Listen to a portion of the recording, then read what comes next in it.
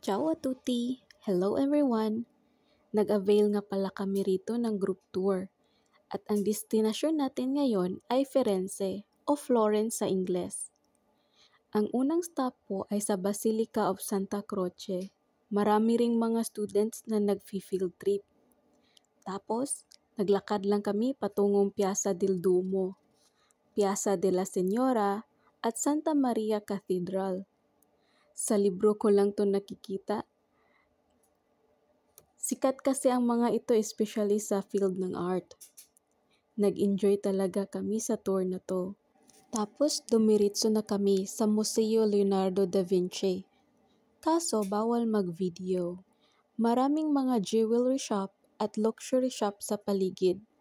Kaya ma-enjoy mo talaga mag-window shopping.